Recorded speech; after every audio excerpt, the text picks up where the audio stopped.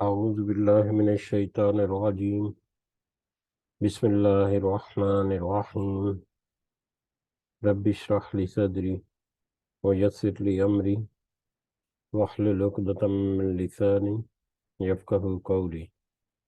رب یسر ولا تعسر وتمم بالخیر اللہم لا سہل الا ما جعلتہ سہلا وانت تجعل الحزن اذا شئت سہلا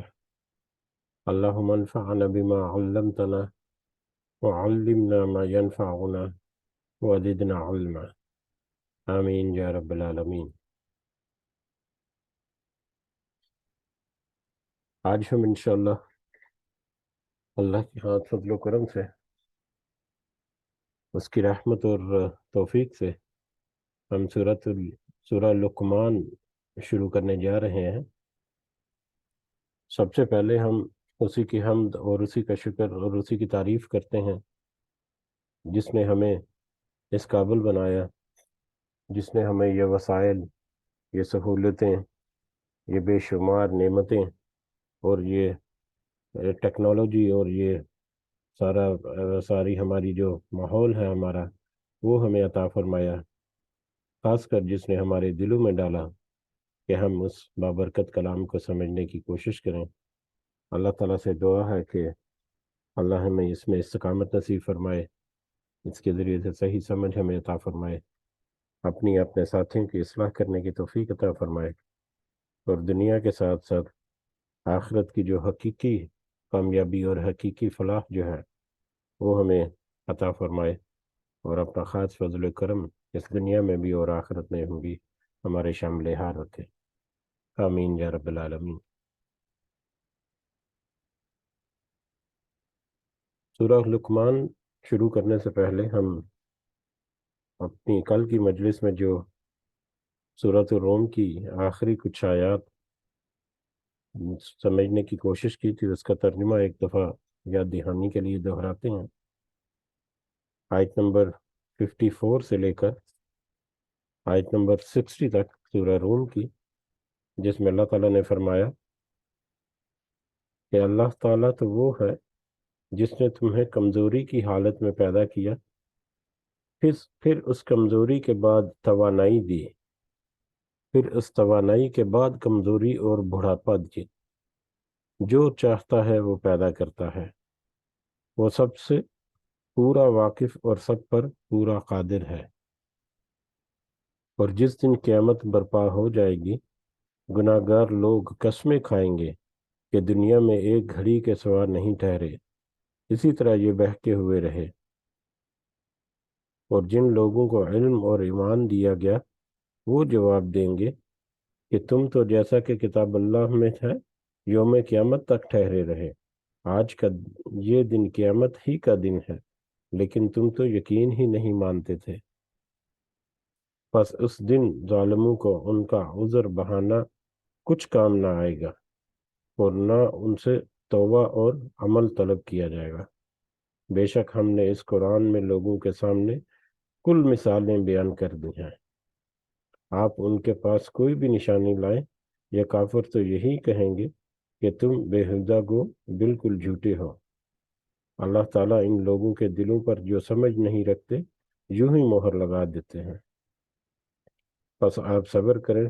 یقیناً اللہ کا وعدہ سچا ہے۔ آپ کو وہ لوگ ہلکا نہ پائیں یا بے صبرا نہ کریں جو یقین نہیں رکھتے۔ یہ کل کی آیات تھی الحمدللہ، جس میں ہم نے سورۃ الروم جو ہے وہ مکمل کی۔ آج ہم اپنی اگلی سورہ مبارکہ سورہ لقمان جو ہے اس کو شروع کریں گے اللہ کا نام لے کر، اور اس سے مدد اور اس سے خاص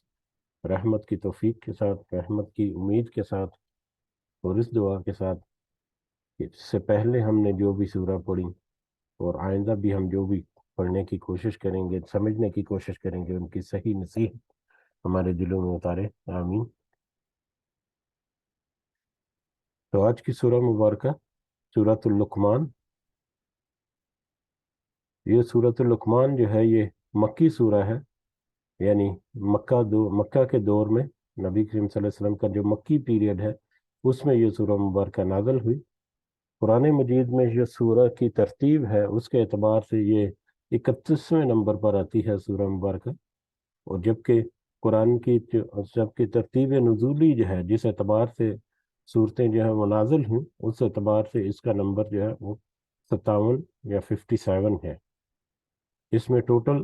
34 یا 34 آیات ہیں، اور اس میں 4 رکوع ہیں، 4 رکوع اور 34 آیات پر مشتمل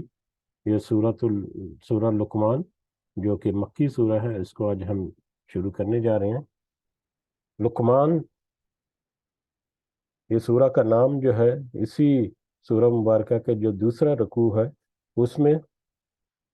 حضرت لقمان کی کچھ نصیحتیں جو انہوں نے اپنی اولاد کو کی ان کا ذکر ہے، تو وہاں پر لقمان کا ذکر ہے، تو اس وجہ سے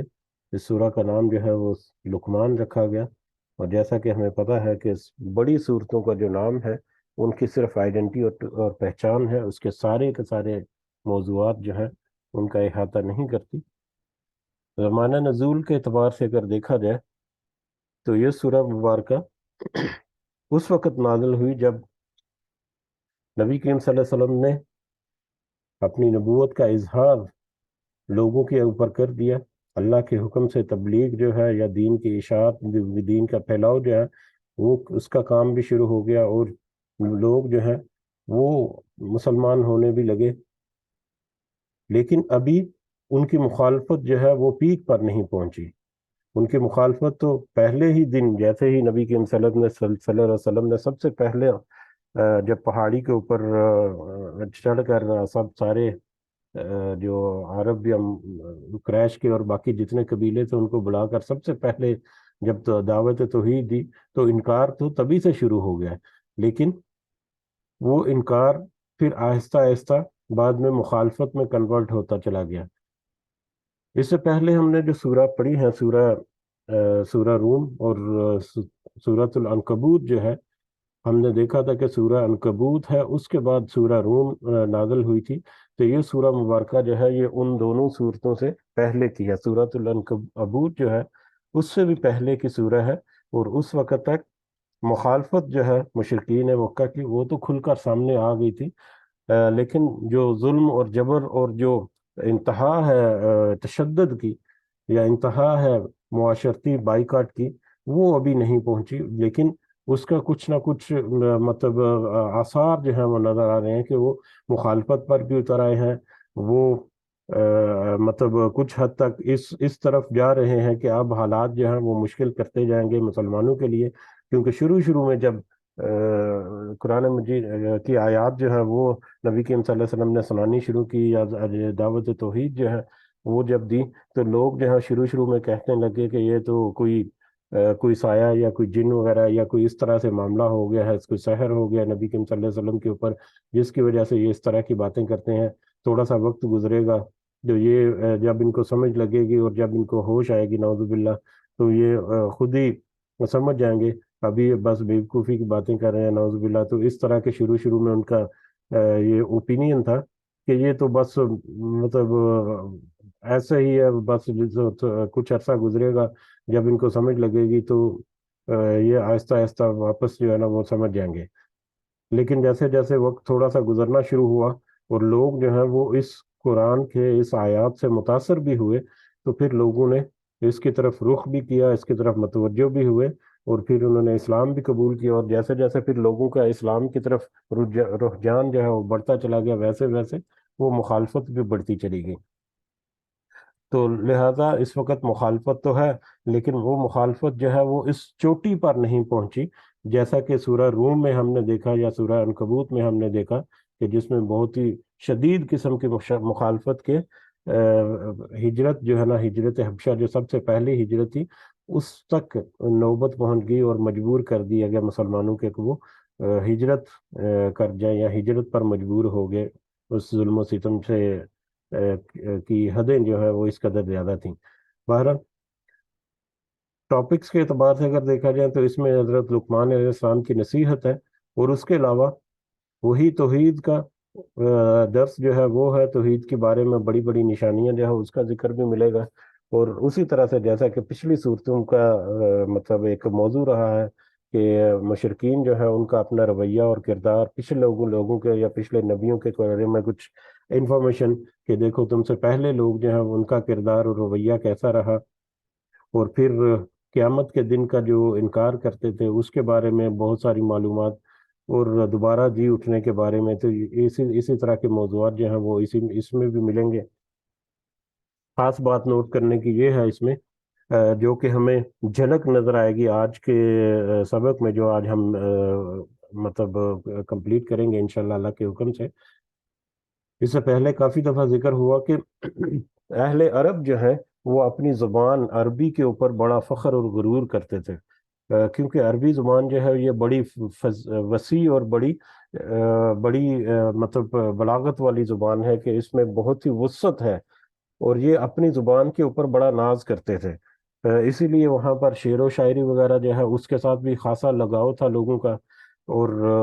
اس کے علاوہ یہ قصہ گوئی وغیرہ جو ہے، مختلف طرح کی کہانیاں جو ہے ان کا، یا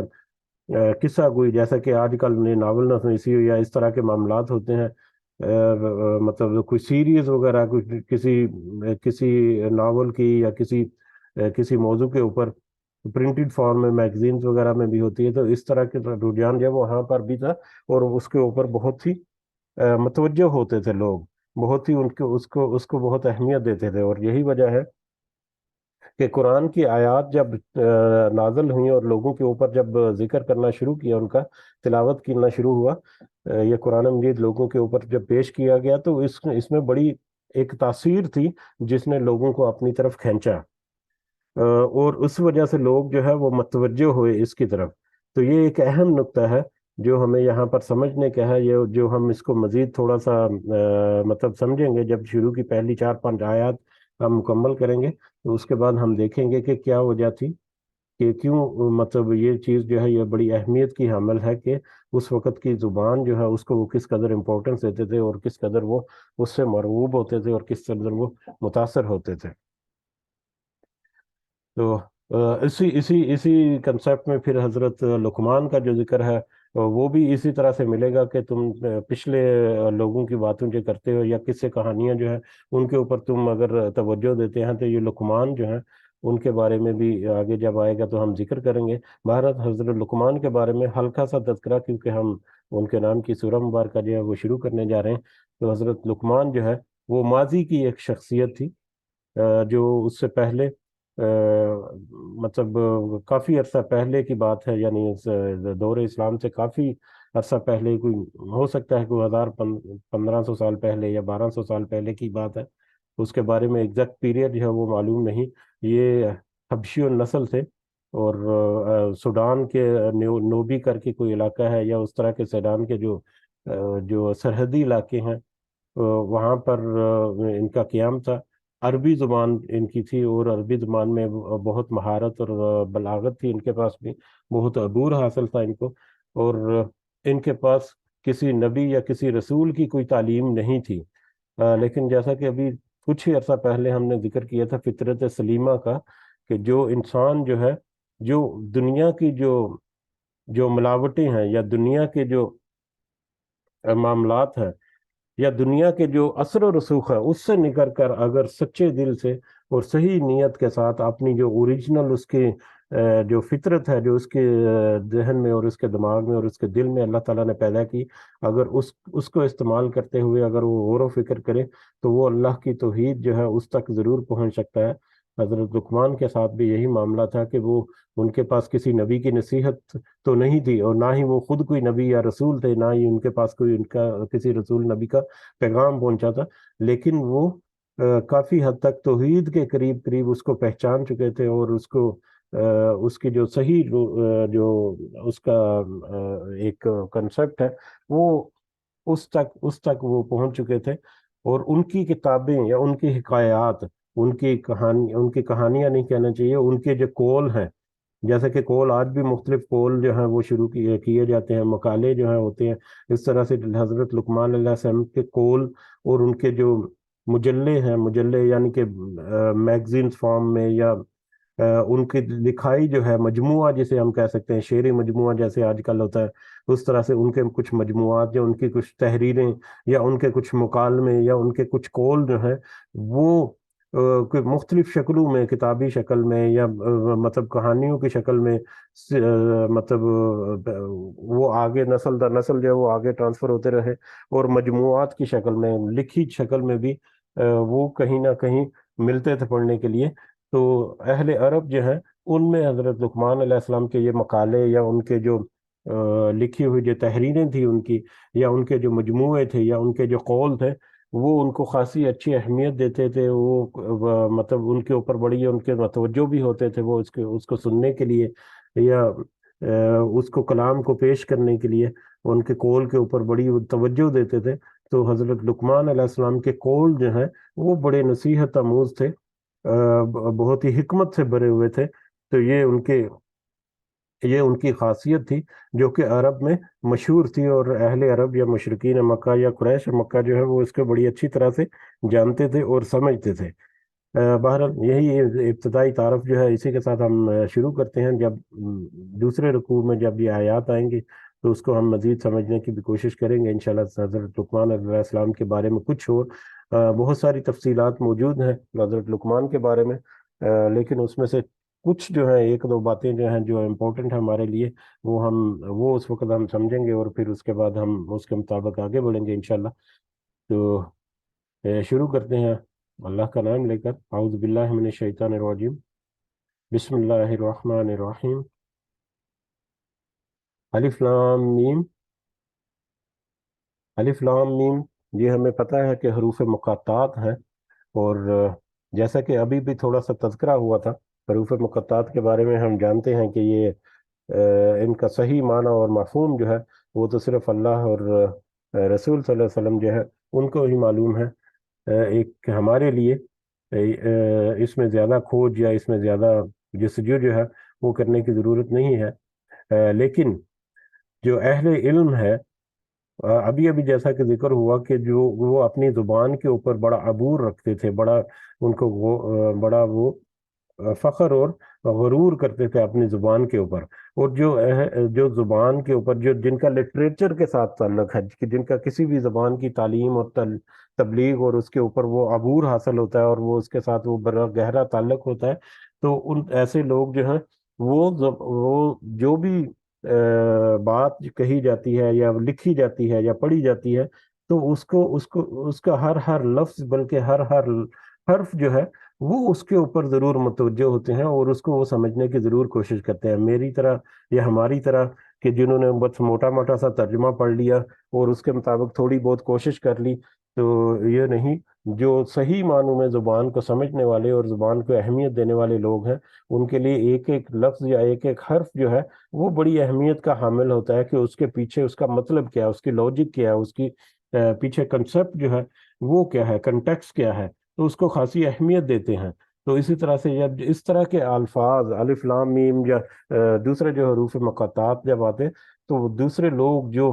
اس کلام کو جب بھی ان تک پہنچا، تو جب ان کو پتہ چلتا کہ یہ الف لام میم ہے، تو وہ اس طرف آٹومیٹیکلی متوجہ ہو جاتے ہیں۔ کچھ تو ہیں عام الفاظ میں جو روٹین میں سنتے رہتے ہیں، وہ تو سنتے ہی رہتے ہیں، لیکن روٹین سے ہٹ کر کچھ الفاظ یا کچھ کلام ایسا جو سنے، تو وہ اپنی طرف ایک خاص توجہ جو ہے وہ کریٹ کرتا ہے۔ تو اسی طرح سے یہ اس طرح کے الفاظ جو ہیں، کچھ علماء نے اس میں لکھا ہے کہ اس طرح کے الفاظ جب اس قانون میں پڑھتے ان کے، تو وہ آٹومیٹیکلی متوجہ ہو جاتی ہے، یہ کیا الفاظ ہیں، ان کا کیا مطلب ہے، اس کی کیا بیک گراؤنڈ ہے، تو وہ اس کی طرف متوجہ ہوتے، اور پھر وہ اس کے ساتھ ملے جلے آگے پیچھے کی آیات یا مزید جو ہے آیات جو ہے وہ سنتے، اور اس طرح سے یہ ان کو متوجہ کرنے کا ایک بڑا اہم جو مطلب ذریعہ تھا اس وقت الفاظ میں، یہ حروف مقطعات بھی شامل تھے۔ واللہ عالم بالصواب۔ بہر ہمیں صرف ایک پوائنٹ جو ہے ہمارے ذہن میں لانے کے لیے وہ کافی ہے یہاں پر، کہ حروف مقطعات جو ہے ان کا صحیح معنی اور مفہوم تو اللہ اور اس کے رسول صلی اللہ علیہ وسلم جو ہے وہی جانتے ہیں، لیکن یہ وہ لوگ جو زبان کے ساتھ خاص لگاؤ رکھتے ہیں ان کے لیے یہ اہمیت کے حامل ہے کہ یہ اب کلام کیا کہنے جا رہا ہے، کہ یہ ایسے الفاظ سے اگر شروع ہو رہا ہے تو اس کے آگے کیا کہے گا، اس کی طرف متوجہ ضرور ہوتے تھے وہ۔ تلک آیات الکتاب الحکیم، یہ حکمت والی کتاب کی آیات ہیں، یہ آیات ہیں حکمت والی کتاب کی، یہ کتاب، یہ آیات جو ذکر کی جا رہی ہیں، جو تلاوت کی جا رہی ہیں، یہ ایک حکمت بری کتاب کی ہے، حکمت کے ساتھ، بڑی دلیل کے ساتھ، مدلل، بڑے محکم انداز میں اس میں جو بھی ذکر کیا وہ بڑی حکمت کے ساتھ اور حق پیش کیا گیا۔ کافی دفعہ اس کا ذکر ہو چکا ہے قرآن کے بارے میں کہ کس طرح سے وہ مدلل ہے، ہر طرح کی مثال، ہر طرح کے طبقے کے لیے، ہر طرح کے جو علم رکھنے والا ہے اس کے لیے، ہر طرح کا عقیدہ رکھنے کے لیے، چاہے وہ مومن ہے، مشرک ہے، کافر ہے، اپنی زندگی کے کسی بھی دور سے گزر رہا ہے، چاہے وہ معاشرتی طور پر ہے، چاہے وہ اخلاقی طور پر ہے، چاہے وہ اپنے روحانی طور پر ہے، عقیدہ اور مذہب کے لحاظ سے کسی بھی لیول میں، کسی بھی سطح پر، زندگی کے کسی بھی حصے میں بھی ہے، اس کی اس کیفیت کے مطابق، اس کے اس علم کے مطابق، اس کے اس حالت کے مطابق اس قرآن میں آیات جو ہیں وہ ملتی ہیں۔ یہ اس کی بہت بڑی حکمت کی دلیل ہے۔ تو یہ بڑی حکمت سے بری آیات والی ایک کتاب ہے۔ خدم، یہ ہدایت ہے، ورحمتن، اور رحمت ہے، للمحسنین، نیکی کرنے والوں کے لیے، یہ نیکی کرنے والوں کے لیے ہدایت اور رحمت ہے۔ ہدایت اور رحمت کا تو ہمیں پتہ ہے، للمحسنین، نیکی کرنے والوں کے لیے۔ محسن جو ہے، محسنین، محسن کی جمع ہے، اور محسن جو ہے وہ احسان کرنے والا ہوتا ہے، اور ہمیں پتہ ہے کہ احسان کرنے والا جو ہے اس کا بھی ایک بہت ہی وسیع مفہوم ہے، بہت ہی وسیع مطلب ہے۔ اس کو مختصر الفاظ میں سمجھے تو ایک تو احسان کرنے والا یا نیکی کرنے والا جو ہے عام الفاظ میں ہے حقوق العباد جو ہیں ان کو پورا کرنے والا، والدین کے ساتھ احسان کرنا، رشتہ داروں کے ساتھ، کاروبار میں بڑی نیکی کے ساتھ اور ایمانداری کے ساتھ مطلب جو کرتا ہے اپنا تجارت یا جو بھی اس کا کام ہے وہ بھی ایک احسان ہے۔ حقوق اللہ جو ہے، نماز اور زکوٰۃ اور دوسری جو واجب اس کے اوپر جو عبادات ہیں اور صدقات ہیں، ان کو بھی بڑی وہ توجہ کے ساتھ اور بڑے حسن سلوک کے ساتھ، بڑے حسن اہتمام کے ساتھ ان کو پورا کرتا ہے۔ تو یہ محسنین ہے، یہ محسن ہے، احسان کرنے والا ہے۔ اس کا عام ظاہری مطلب تو یہ ہے، لیکن اس سے پہلے غالباً سورہ ہود میں ایک مزید تفصیل ملی تھی کہ احسان کرنے والا یا احسان یا محسن جو ہے، یہ درجہ جو ہے یہ ایک اونچے لیول کا درجہ ہے، جو تقوی سے بھی اوپر کا درجہ ہے، جس میں ہم نے، مجھے یاد پڑتا ہے کہ ہم نے وہ آیت پڑھی تھی کہ جس میں وہ لوگ ایمان لائے اور تقوی اختیار کیا، پھر وہ ایمان لائے، تقوی اختیار کرنے کے بعد پھر وہ ایمان لائے، پھر تقوی اختیار کیا، پھر وہ محسن، احسان کرنے والے ہو گئے یا محسنین میں شامل ہو گئے۔ اس طرح کی کچھ آیت کا مفہوم تھا کہ وہ ایمان لے کر آئے، اس کے مطابق انہوں نے اپنا عمل جو ہے وہ شروع کیا، اور اپنے عمل کے اوپر وہ مضبوط ہوئے، اس عمل کی مضبوطی کے ساتھ ان کا ایمان اور زیادہ مضبوط ہوا، اور جب ان کا ایمان مضبوط ہوا تو وہ اور تقوی میں بھی اور زیادہ مضبوط ہو گئے، اور ان کے تقوی کی مضبوطی کے بعد وہ احسان کے درجے پر فائز ہو گئے یا پہنچ گئے۔ تو احسان جو ہے یا محسن جو ہے، احسان کرنے والا جو ہے، وہ نیکیوں میں، تقوی میں، ایمان میں ایک اعلیٰ درجہ جو ہے یا اعلیٰ ایک مطلب رتبہ جو ہے وہ ہے احسان کرنے والوں کا۔ یعنی عام معنوں میں جو تقوی اور پرہیزگاری اور اللہ کے احکامات کی پاسداری کرنا جو ہے، اس کی ایک اعلیٰ ترین شکل میں جو انسان جو ہے وہ اس کے عمل کرتا ہے، وہ محسن ہے، وہ احسان کرنے والا ہے۔ تو یہ وہ لوگ جو احسان کرنے والے ہیں، ان کے لیے تو یہ ہدایت اور رحمت ہے، جو اس کو سمجھنے کی کوشش کرتے ہیں، اس پر عمل کرنے کی کوشش کرتے ہیں، اپنے ایمان کو مزید مضبوط کرتے ہیں، تقوی میں مزید مضبوط ہوتے ہیں، تو ایسے لوگوں کے لیے یہ صحیح معنوں میں ہدایت اور رحمت ہے۔ کوئی کتاب یا کوئی تحریر یا کوئی بھی ریسرچ یا کوئی بھی ایسی چیز جو ہے، جو اس کے اوپر توجہ دے کر اس میں سے اپنی جو کام کی باتیں یا چیزیں یا کام کا علم جو ہے اس کو حاصل کر کے اس کو پریکٹیکلی اپنے اوپر اپلائی کرتا ہے، تو وہی در حقیقت اس کا فائدہ اٹھاتا ہے۔ صرف سنی سنائی باتیں یا سن کر اس سے مرعوب ہو جانا اور دوسروں کو بتا دینا، یا صرف یہیں تک اپنا عمل نہ اس میں شامل کرنا اور بس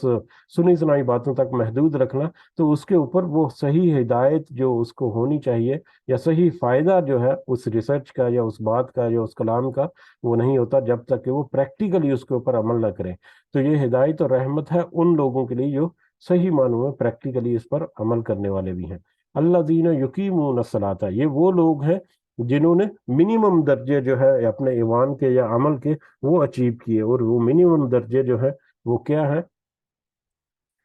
الذین یقیمون الصلاۃ، وہ لوگ جو قائم کرتے ہیں نماز کو، جنہوں نے نماز کو قائم کیا۔ نماز قائم کرنا، وقت کے اوپر پڑھنا، اچھے اہتمام کے ساتھ پڑھنا، خشوع و خضوع کے ساتھ پڑھنا، اور باقاعدگی کے ساتھ پڑھنا، بڑی ترتیب کے ساتھ پڑھنا، یہ نماز کو قائم کرنا ہے۔ کبھی کبھی مطلب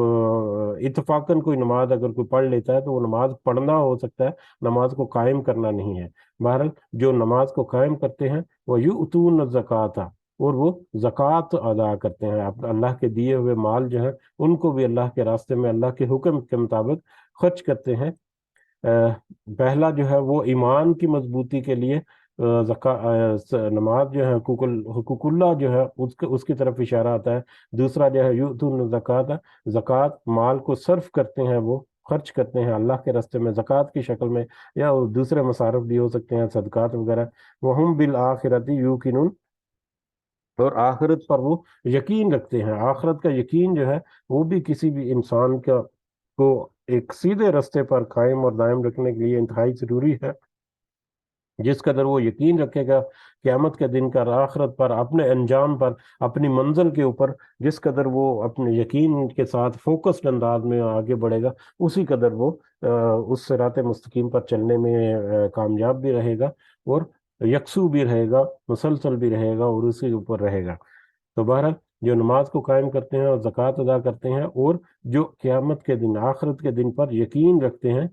اور احسان کرنے والے جو ہیں، ایسے لوگوں کے لیے یہ کتاب جو ہے، حکمت بری کتاب جو ہے، وہ ان سے لوگوں کو ہدایت بھی فراہم کرتی ہے، اور ان کے اوپر اللہ کی رحمت جو ہے وہ بھی ہوتی ہے۔ اولئک علی ھدی من ربہم، وہی لوگ ہیں جو اللہ کی طرف سے ہدایت پر ہیں، واولئک ھم المفلحون، اور وہی لوگ ہیں جو فلاح پانے والے ہیں۔ وہی لوگ ہیں، یعنی کہ یہ جو احسان کرنے والے اور نماز اور زکوٰۃ اور آخرت پر یقین رکھنے والے جو لوگ ہیں، صحیح معنوں میں یہی جو لوگ ہیں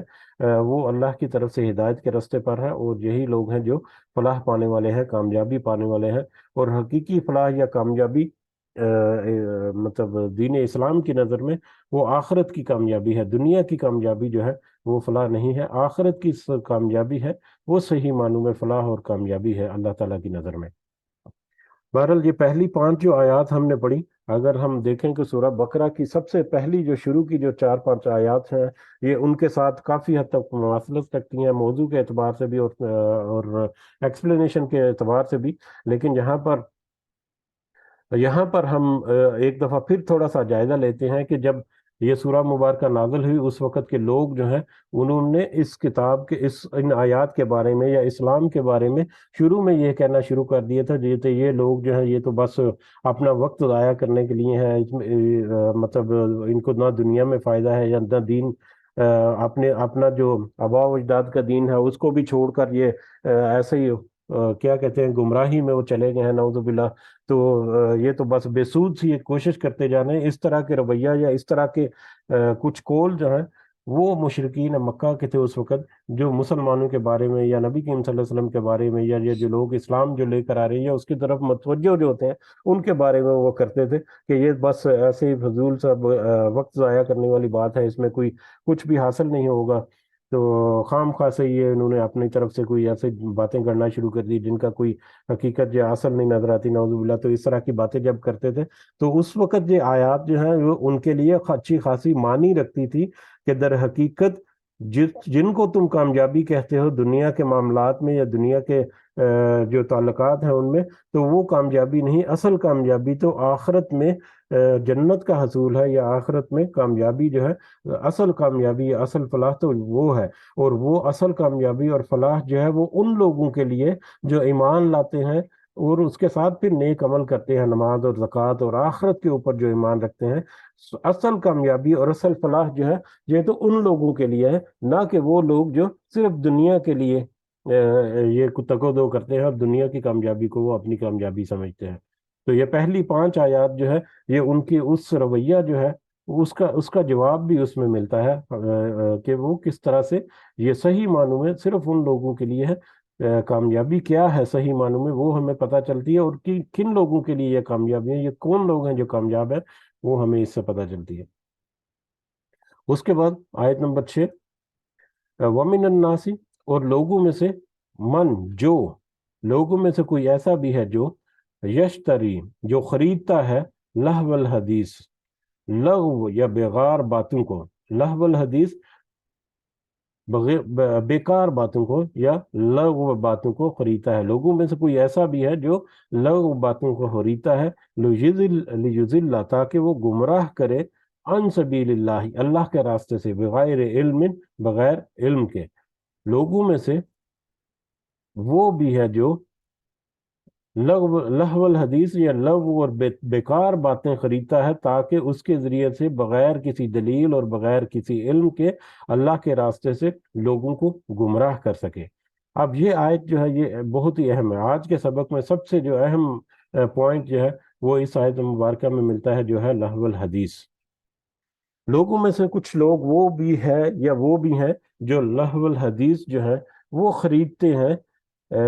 لوگوں کو گمراہ کرنے کے لیے بے دلیل۔ اب یہ لہو الحدیث کیا ہے؟ لہو الحدیث جو ہے اس کی بہت ہی لمبی ایکسپلینیشن جو ہے وہ ہمیں روایات میں بھی اور احادیث میں بھی اور مختلف اقوال میں بھی ملتی ہیں۔ لہو الحدیث جو ہے اس کے جو ہم مختصر انداز میں اس کو اگر سمجھنے کی کوشش کریں تو لہو الحدیث جو ہے وہ اس کا ڈائریکٹ میننگ جو ہے وہ تو آتا ہے یہ گانا، ناچ گانا، میوزک اور اس سے متعلقہ جتنی ایکٹیویٹیز ہیں وہ ساری کی ساری لہو الحدیث میں آ جاتی ہیں۔ اس میں یہ مطلب تھیٹر وغیرہ، ڈرامہ وغیرہ، یہ فلم وغیرہ، موویز وغیرہ، اور مطلب گانا اور کنسرٹس، اور پھر کلچرل شوز آ جاتے ہیں اس میں، پھر بہت سارے ایسے ثقافتی میلے جو ہیں وہ شامل ہو جاتے ہیں، اور اس طرح سے جتنی جی چیزیں ہیں وہ ساری کی سارے اس میں شامل ہو جاتی ہے۔ اور لہو الحدیث کیا ہے؟ ایسی بیکار چیزیں یا ایسی لغو باتیں یا ایسا لغو کوئی ایکٹیویٹی یا ایسی کوئی مطلب مجلس یا محفل جو کہ انسان کو اس کی اپنی جو شناخت ہے یا اپنی جو اس کی اپنی جو شناخت ہے یا اپنی اس کی جو پہچان ہے، جو اس کی اپنی جو روحانی اور اس کا اپنا جو پرسنل جو کردار ہے اس کے اوپر وہ کور کر کے اس میں اس کا اپنا رنگ جو ہے وہ اس کے اوپر چڑھا دے۔ تو یہ جب ناچ گانے اور محفلیں یا اس طرح کی مجلس میں جب اگر ان کو دیکھا جائے کبھی، تو وہاں پر جو لوگ موجود ہوتے ہیں وہ وہاں پر وجد میں آ جاتے ہیں، وہ سارا کچھ بھول بال کر اس قدر اس میں کھو جاتے ہیں تو ان کو دنیا کی کوئی ہوش نہیں رہتی، ان کو اپنے کردار کی یا اپنی شخصیت کی کوئی ہوش نہیں ہوتی، اور وہ ان کے رنگوں میں رنگے ہوئے چلے جاتے ہیں۔ تو یہ لہو الحدیث کا ایک مختصر سا مفہوم ہے جس کو ہم سمجھنے کی کوشش کر رہے ہیں، اور اس میں بہت ساری کیٹیگریز آ جاتی ہیں، بہت سارے مطلب معاملات آ جاتے ہیں جس میں پھر لوگوں کو الجھا کر ان کی اپنی جو اصل شناخت ہے یا اصل شخصیت ہے یا جو ان کے اصل پرسنالٹی جو ہے اس کے اوپر ایک لبادہ اوڑھ دیا جاتا ہے بیکار اور لغو باتوں کا یا لغو ایکٹیویٹیز کا یا لغو کسی گفتگو کا یا لغو کلام کا یا اس طرح کے جتنے معاملات ہیں۔ اور یہ لہو الحدیث ہمارے لیے سمجھنا بہت ضروری ہے آج اس وقت۔ اگر ہم اس کو اس زمانے کے پرسپیکٹو میں دیکھیں جب یہ آیت مبارکہ نازل ہوئی تو اس کے بیک گراؤنڈ میں بہت ساری باتیں جو ہیں وہ ہمیں تفاسیر میں ملتی ہیں۔ اس میں ایک یہ بھی ہے کہ ایک قریش مکہ کا ایک رئیس تھا جس کا نام تھا نضر بن حارث۔ نضر بن حارث اس کا نام تھا، اور وہ جب یہ آیات جو ہے یہ پڑھنا شروع ہوئی، لوگوں کے اوپر اس کا اثر آنا شروع ہوا، تو لوگ جو ہیں وہ جو بھی کوئی سنتا، کیونکہ جیسے ابھی ذکر ہوا کہ زبان میں جو غرور یا زبان میں جو بڑا انٹرسٹ لینے والے لوگ ہیں وہ پھر آگے ہو کر بڑھ کر دیکھتے ہیں، سمجھنے کی کوشش کرتے ہیں کہ یہ کلام کیا کہتا ہے، اس کا مطلب کیا ہے، اس کا معنی مفہوم کیا ہے۔ تو بہت زیادہ اٹریکشن جب لوگوں نے فیل کی تو یہ نضر بن حارث جو ہے اس نے کہا مشرکین سے یا اپنے سرداروں سے یا اپنے ساتھیوں سے کہ تم کیسے یہ محمد صلی اللہ علیہ وسلم جو ہے تم اس کا مقابلہ کیسے کر سکتے ہو اس کی آیات کا یا اس کی باتوں کا، جبکہ یہ تمہارے اندر ہی یہ پروان چڑھا پلا بڑا 40 45 سال 42 سال 43 44 ایج ہے جب یہ آیات نازل ہو رہی ہیں، تو یہ 40 42 سال جو ہے یہ تمہارے اندر پلا بڑا تم ہی لوگ ہو جنہوں نے اس کو صلی اللہ علیہ وسلم محمد صلی اللہ علیہ وسلم کو صادق اور امین کا ٹائٹل دیا، تم ہی لوگ ہو جو ان کو سب سے زیادہ امانت دار اور وفادار سمجھتے ہو، تجارت کے معاملے میں بھی، دوسری امانتوں کے معاملے میں بھی۔ اور ان کا یہ جو کردار ہے، ان کا یہ محمد صلی اللہ علیہ وسلم کا یہ جو کردار ہے، ان کی امانت اور ان کی دیانت اور صداقت جو ہے، وہ اس قدر مضبوط ہے اور اس قدر لوگ جو ہے لوگوں تک پھیلی ہوئی ہے کہ جو کوئی سنتا ہے کہ محمد، ہاں وہ محمد جو ہے صلی اللہ علیہ وسلم، جو کہ امانت دار مشہور ہے، جو کہ صادق اور امین ہے، جو کہ مطلب کردار کے اعتبار سے بڑا اعلیٰ خصوصیات کا حامل ہے، وہ شخص یہ کلام پیش کر رہا ہے تو یقیناً اس میں کوئی نہ کوئی مطلب اچھی بات ہوگی۔ تو ان کی لوکل جو آپس کے جو سردار تھے، وہ تو اختلاف کرتے تھے یا وہ تو سمجھتے تھے، لیکن جب باہر بات پڑتی تھی تو جو کوئی سنتا تھا کہ محمد کا یہ کلام صلی اللہ علیہ وسلم یا محمد نے یہ بات کہی، تو وہ اس کی طرف متوجہ ہوتے تھے۔ تو اس کا کہنا تھا کہ یہ اب محمد صلی اللہ علیہ وسلم کی جو باتیں ہیں یا ان کا جو اثر و رسوخ ہے، اس کا تم اس طرح سے مقابلہ نہیں کر سکتے۔ خالی تم بات کرنے سے یا باتوں سے باتوں نکال کر یا کسی کو بس باتوں میں لگا کر اس کا مقابلہ نہیں کر سکتے، اس کا حل میرے پاس ہے۔ یہ میں مختصر الفاظ میں ذکر کر رہا ہوں کیونکہ اس کے کافی لمبی چوڑی تفصیل جو ہے وہ موجود ہے تفاسیر میں، مختلف جو جید صحابہ ہیں ان سے بھی وہ منقول ہے، لیکن مختلف الفاظ اور مختلف انداز میں ہے۔ تو بہرحال ہم اس کو مختصر الفاظ میں دیکھیں تو اس نے نذر نذر بن حارث نے کہا کہ میں اس کا توڑ کرتا ہوں، یا میں اس کا ایک حل ڈھونڈنے کی کوشش کرتا ہوں۔ تو اس نے دو تین اقدامات کیے، کسی مفسر نے ایک کا ذکر کیا، کسی نے دو کا ذکر کیا۔ بہرحال ہو سکتا ہے دو تین اقدامات جو کیے اس نے، ہو سکتا ہے کہ تینوں کیے یا تینوں میں سے کوئی بھی کیا، واللہ عالم۔ وہ ایک تو اس نے عراق اور شام اور دوسرے ملکوں سے جو بڑی بڑی سٹوریز جو ہیں یا بڑے بڑے مقالے جو ہیں یا بڑے بڑے جو حکایات ہیں جو ہیں، ان کو اس نے کلک کر کے یہ مجلس جو ہے ان کا اہتمام کیا، جہاں پر قصہ گوئی کے بارے میں اس سے پہلے بھی کافی دفعہ ذکر ہوا، تین چار دفعہ ذکر ہوا کہ قصہ گوئی ان پہ بہت عام تھی۔ قصہ گوئی کی محفلیں جو ہے وہ منعقد کرانی شروع کر دی اس نے، اور قصہ گوئی میں وہ بڑا خاصا انٹرسٹ لیتے تھے۔ اور قصہ کوئی جو ہے یا ناول وغیرہ یا کہانیاں یا سٹوریز جو ہیں وہ سنا دینا، اس میں کچھ حقیقت بھی ہوتی ہے، زیادہ تر افسانہ ہوتا ہے، جھوٹ اور سچ کو مکس کر کے ایک بڑی پرحسن انداز میں ایک سٹوری جو ہے وہ اس کو بنا کر پیش کر دیا جاتا ہے۔ تو یہ قصہ گوئی جو ہے، تو قصہ گوئی کی محفلیں جو ہے اس نے یا مجلسیں جو ہیں وہ ان کا اس نے اہتمام کیا۔ ایک تو یہ، دوسرا عمل یہ کیا کہ اس نے کچھ لونڈیوں کے ذریعے سے یا کچھ جو برکردار عورتیں جو ہیں ان کو اس نے اپوائنٹ کیا، اور جو کوئی نبی کریم صلی اللہ علیہ وسلم کی یہ آیات جو ہیں یا ان کی طرف جو تھوڑا سا رغبت رکھتا تو وہ اس کے پیچھے ایک طوائف یا ایک لونڈی یا ایک بد کردار عورت جو ہے وہ اس کو لگا دیتا کہ دیکھو ذرا اب اس شخص کو قابو کرنا تمہارا کام ہے، اس کو تم کھلاؤ پلاؤ، اس کو اپنے شہر میں گرفتار کرو، اور اس کو بس مطلب اس قرآن کی آیت کی طرف نہیں جانے دینا، اس کو بس اس سے ہٹا کے رکھنا، اس سے متوجہ جو ہے وہ دور کرنی ہے۔ یا تیسرا جو ہے اس نے اسی طرح سے ناچ گانے کی، جس طرح سے قصہ گوئی کی محفلیں ہیں اسی طرح سے ناچ گانے کی محفلیں جو ہے ان کا انعقاد کیا، اور کچھ جو اس طرح کی عورتیں جو ہیں وہ منگا کر اس طرح سے ناچ گانے کی محفلیں شروع کی، اور ان میں اس قدر اونائی اور اس قدر اس میں اٹریکشن کی، اور پھر لوگوں کو اس میں مطلب ابھارا شامل ہونے کے لیے، تاکہ وہ ساری ساری رات جو ہے ان محفلوں میں گوئے رہیں، صبح اٹھ کر آدھا دن جو ہے وہ سوئے رہیں، اور پھر آدھا دن جو ہے وہ نیند کے عالم میں یا اپنی بس کھانے پانے کی فکر میں رہے، اس سے باہر وہ نکلے ہی نہ، اس سے باہر وہ یہ جو کلام پیش ہو رہا ہے نبی کریم صلی اللہ علیہ وسلم کی طرف سے اس کی طرف وہ متوجہ ہی نہ، یا اس کی طرف ان کو ٹائم ہی نہ ملے۔ باہر یہ تین چار مختلف اقدامات جو ہیں وہ ہو سکتا ہے کہ اس نے سارے کیے ہوں، سارے جو ہیں وہ مختلف شکلوں میں وہاں پر موجود تھے۔ تو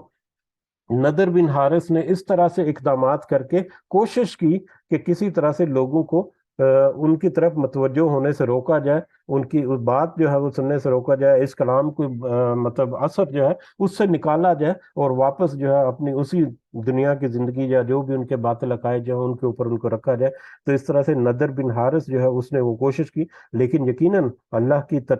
جو اللہ کی جو تدبیر ہے اس کے آگے تو دنیا کی کسی قسم کی کوئی تدبیر جو اس کا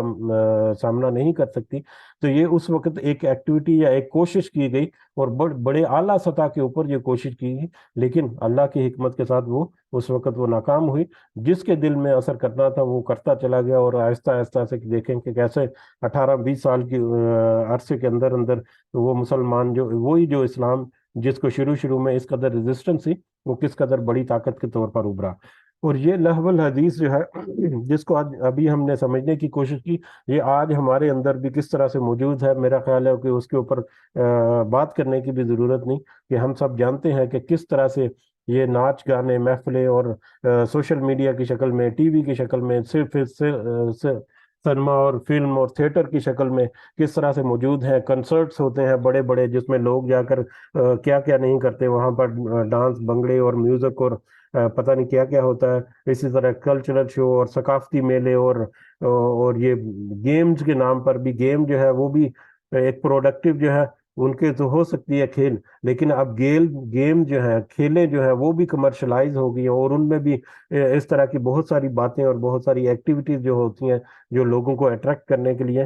تو ایسی بہت ساری مثالیں ہیں کہ مسجد ہے، مسجد میں ایک صف بھی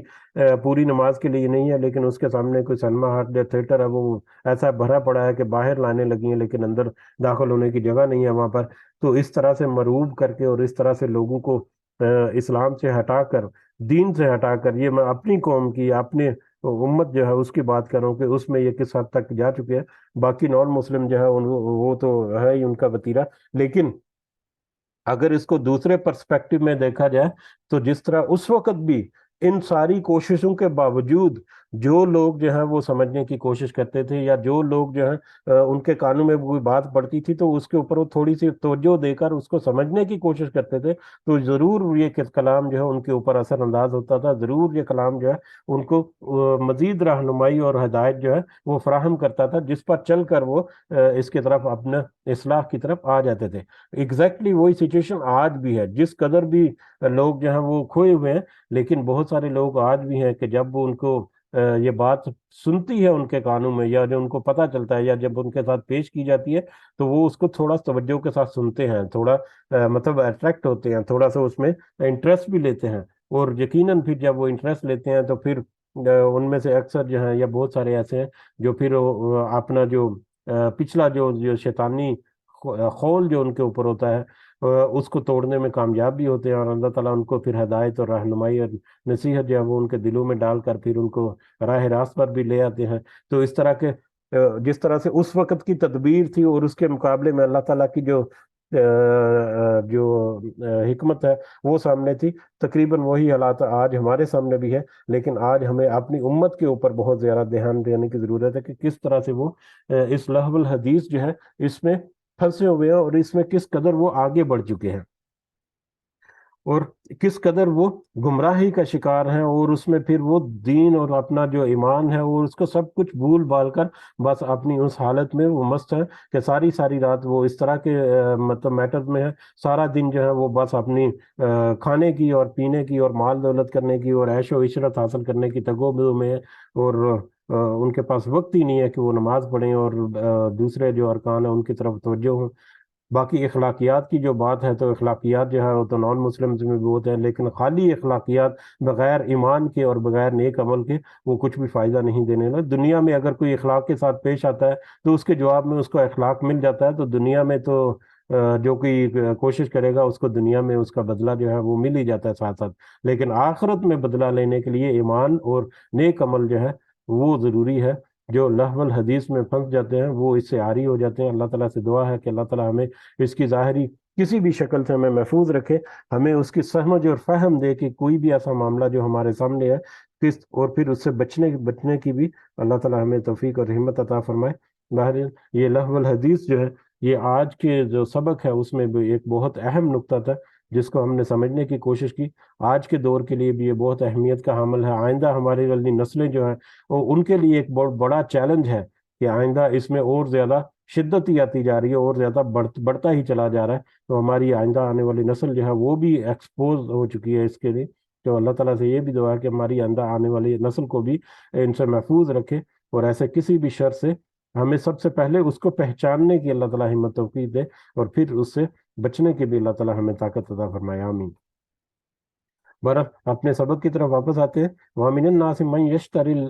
یشتری لہو الحدیث، کہ لوگوں میں سے کوئی ایسا بھی جو لہو الحدیث جو ہے اس کو خریدتا ہے، لوگ باتوں کو، لوگ کارنامے یا اس طرح کی باتیں جو ہے ان کو خریدتا ہے، یا خریدتا جو ہے وہ دونوں طرح سے ہوتا سکتا ہے۔ ایک تو کسی نے پیسہ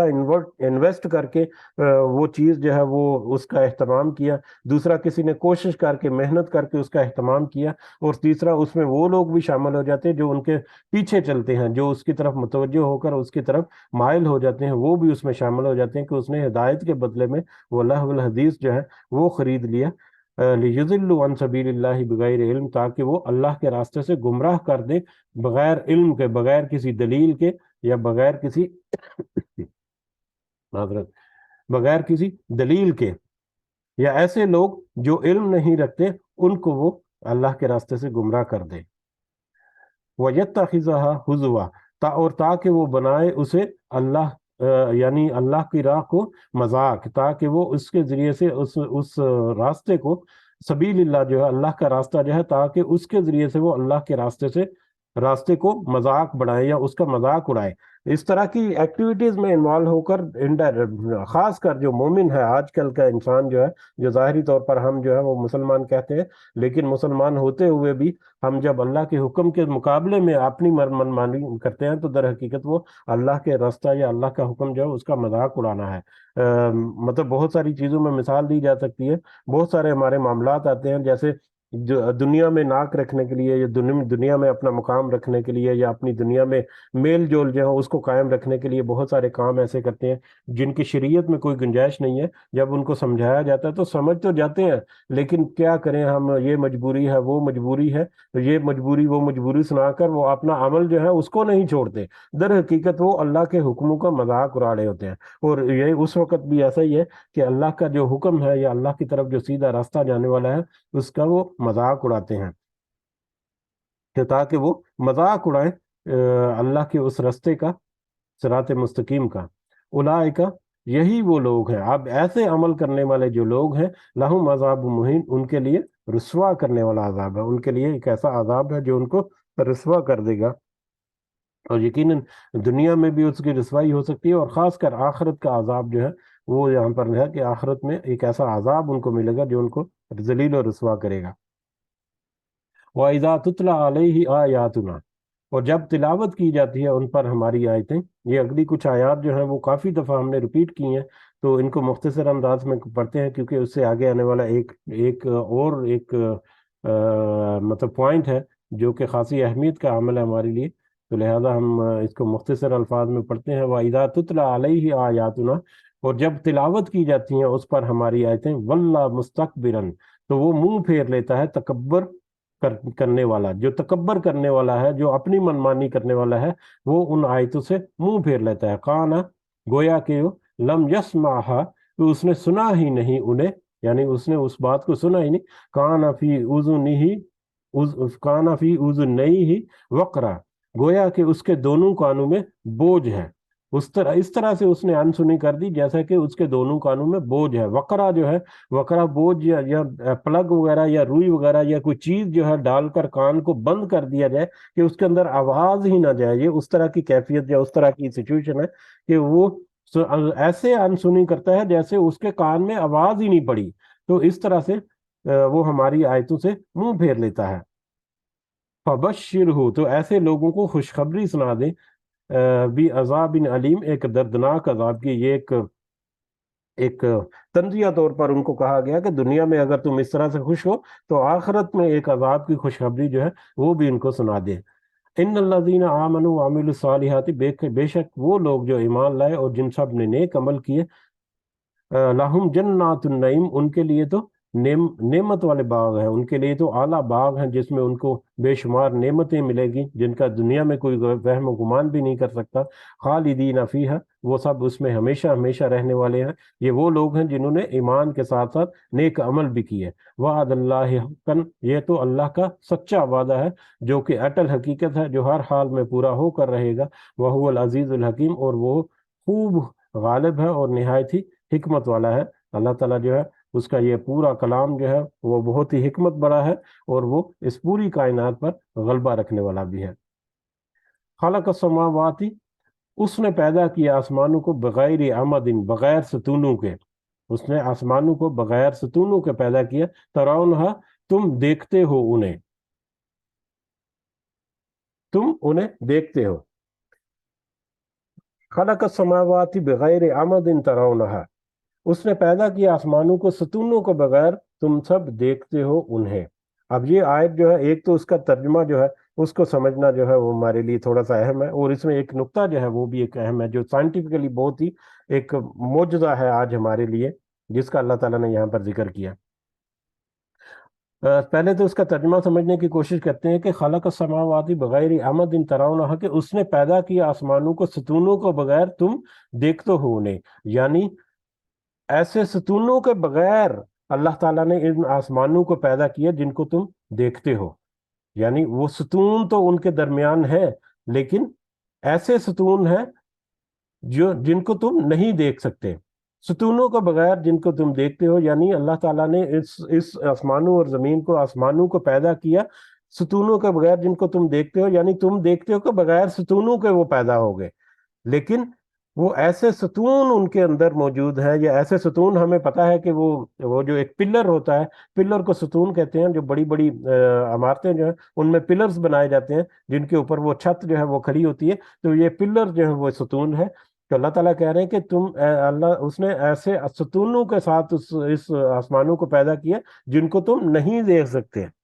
ایسے ستونوں کے بغیر پیدا کیا جن کو تم دیکھتے ہو، یعنی جن ستونوں کو تم دیکھ سکتے ہو اس کے بغیر پیدا کیا، ایسے ستونوں کے ساتھ پیدا کیا جن کو تم دیکھ نہیں سکتے۔ اس کا انڈائریکٹ مطلب یہ ہے، اور ایگزیکٹلی مطلب یہی ہے اس کا، کہ اللہ تعالیٰ نے آسمانوں کو ایسے ستونوں کے ساتھ پیدا کیا جن کو تم دیکھ نہیں سکتے۔ اب یہ کیسے ستون ہے؟ ایک تو سب سے پہلے ہمیں یہ سمجھنا ہے کہ یہ آیت متشابہات میں ہے، اس کی اصل حقیقت، اصل اہمیت، اصل اس کا جو مطلب اور مفہوم ہے وہ ہمیں سمجھ آئے گی قیامت کے دن، جب اللہ تعالیٰ جب چاہے گا اس کو ہمارے سامنے ڈسکلوز کر دے گا، اس وقت ہمیں ان آیات کی، ایسی آیات متشابہات کی سمجھ آ جائے گی انشاءاللہ۔ لیکن آج کی جو ہمارا لمیٹڈ جو نالج ہے، آج سے 200 300 400 سال پہلے جو ہے انسان جو ہے اس وقت تو یہ آیت جو ہے وہ سمجھنا بہت ہی مشکل ہے، لیکن آج کی جو ٹیکنالوجی اور آج کی جو تحقیق ہمارے سامنے موجود ہے، اس کو اگر ہم دیکھیں تو پہلے کافی دفعہ ذکر ہوا کہ اس پوری کائنات میں جو بھی دو اجسام موجود ہیں، جو بھی دو چیزیں موجود ہیں، ان کے درمیان کچھ نہ کچھ کشش جو ہے وہ موجود ہوتی ہے، کچھ نہ کچھ ان کے درمیان ایک تعلق جو ہے وہ موجود ہوتی ہے، ایک کشش موجود ہوتی ہے، لیکن ہم اس کا احساس اس لیے نہیں کرتے کہ ہماری حیثیت جو ہے بالکل ایک گرد میں اڑتا ہوا ہلکا ترین ذرہ جو ہے اس سے بھی کم حیثیت ہے ہماری پوری کائنات کے مقابلے میں، بلکہ کچھ بھی نہیں، نتھنگ ہے۔ تو ہم اس کیفیت کو، یا اس کشش کو، یا اس قوت جو ہمارے مختلف لوگوں کے درمیان یا مختلف چیزوں کے درمیان ہے وہ موجود ہے، اس کو ہم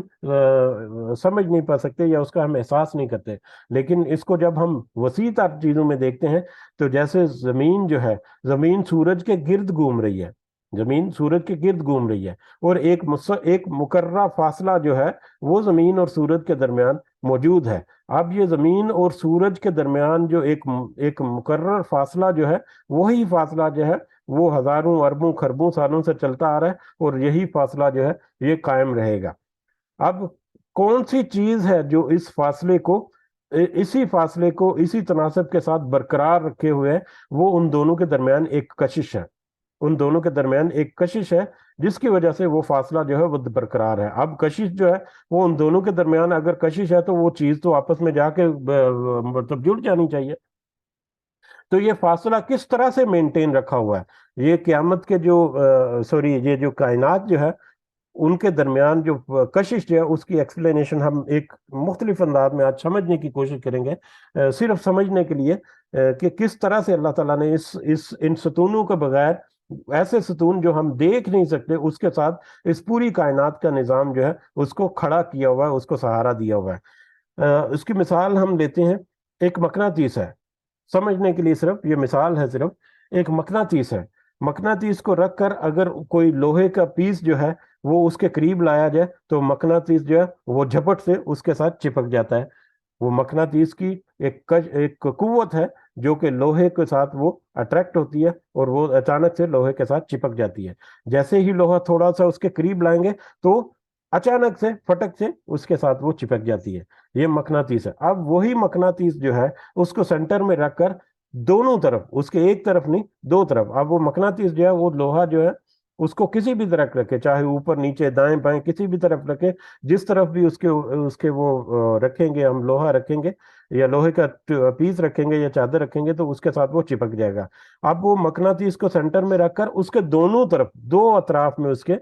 لوہا رکھیں. ٹھیک ہے، دو اطراف میں جب لوہا رکھیں گے تو وہ مقناطیس جو ہے وہ کسی نہ کسی ایک کی طرف وہ چپک ضرور جائے گا، کیونکہ جس کی طرف اس کا رجحان زیادہ ہوگا یا جس کے ساتھ اس کا فاصلہ کم ہوگا یا جس کے ساتھ اس کی کشش زیادہ ہوگی اس کی طرف وہ لپکے گا اور چپک جائے گا. لیکن آپ کو بہت ہی زیادہ کوشش کر کے مطلب کیلکولیشن سے آپ حاصل کر سکتے ہیں، پریکٹیکلی بھی آپ حاصل کر سکتے ہیں، لیکن بہت ہی مشکل کہ میگنیٹ کو اس مقناطیس کو آپ سینٹر میں رکھیں اور اس کے دونوں طرف وہ جو لوہے کی جو پیس ہے وہ اس رکھیں اور اس قدر ناپ کے وہ فاصلہ رکھے کہ وہ جو مقناطیس کی جو کشش کی قوت ہے وہ دونوں طرف رکھے ہوئے جو لوہے کے پیس جو ان کے ساتھ وہ برابر ہو جائے، ان کے ساتھ وہ برابر ہو جائے. ٹھیک ہے، یعنی وہ مقناطیس کی قوت جب وہ جو ہے کھینچنے کی، اس کو دونوں طرف سے ایسی کشش ملے کہ دونوں طرف وہ نہ لپک سکے، یعنی ایک طرف وہ لپکے گا تو دوسری طرف بھی وہ لپک سکتا ہے. تو لہٰذا وہ اس طرح فاصلہ ان دونوں کے درمیان، اس مقناطیس کے درمیان دونوں چادروں کا، جس میں وہ بیلنس ہو جائے ایک دفعہ، جس میں وہ جو کشش ہے اس کی وہ بیلنس ہو جائے. جب وہ کشش بیلنس ہو جائے گی تو آپ دیکھیں گے کہ وہ مقناطیس جو ہے وہ دونوں میں سے کسی طرف نہیں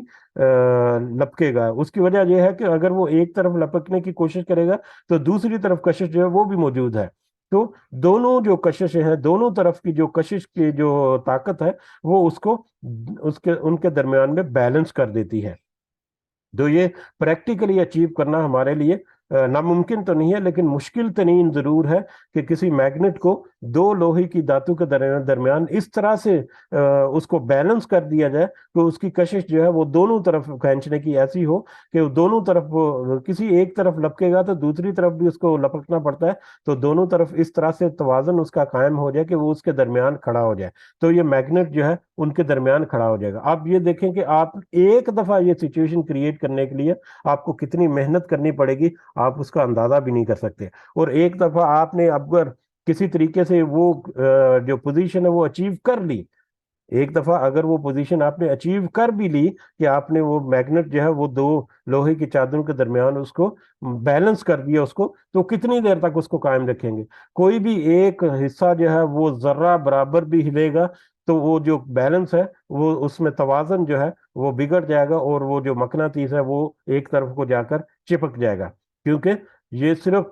ہم نے تو صرف ایک ساکن چیز کے اوپر اس کو بیلنس کیا، ابھی تو اس میں حرکت جو ہے، جو اس کا جو سفر ہے اس کی طرف تو ہم نے ذکر ہی نہیں کیا. تو جیسے ہی وہ بیلنس ذرہ برابر بھی ان بیلنس ہوگا تو فوراً سے پہلے وہ مقناطیس جو ہے وہ کسی ایک طرف